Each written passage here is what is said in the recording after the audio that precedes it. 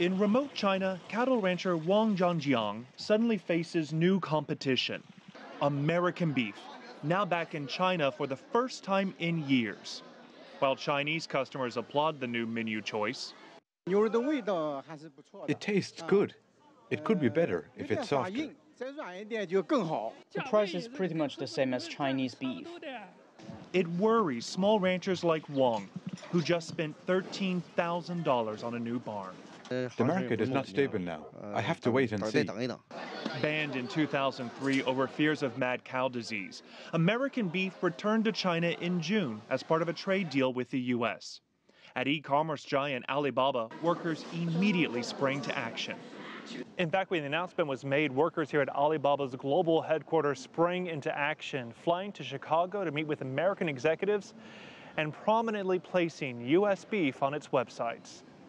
Before the beef wasn't allowed into the country, it was the American beef was the largest imported product for beef. And so now people are excited to be able to taste that again. Beef is a relatively new dish for China. Most here overwhelmingly prefer pork.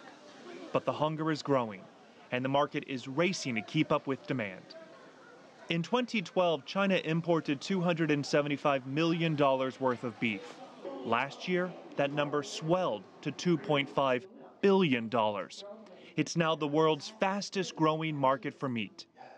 The consumption amount of beef in China increasing a lot. It is about 5 kilograms for one person to consume. That's a year. Even though U.S. beef comes from further away, analysts say it's often cheaper than Chinese beef, largely because the American meat industry is so industrialized.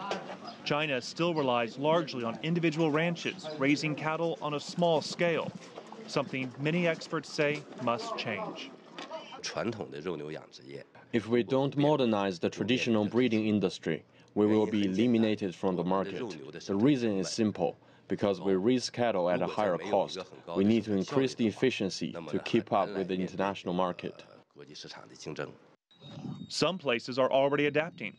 The Longjiang Wagyu company in far northern China focused on going upscale, ensuring their cattle are raised and slaughtered on site. The beef we sell is targeted to high-end customers, so we can sell it at a higher price. Right now, U.S. beef imports to China are small. American ranchers must meet strict Chinese government rules. But for U.S. ranchers, the potential is huge, while giving the Chinese something else to sink their teeth into. Jonathan Betts, CGTN, Hangzhou.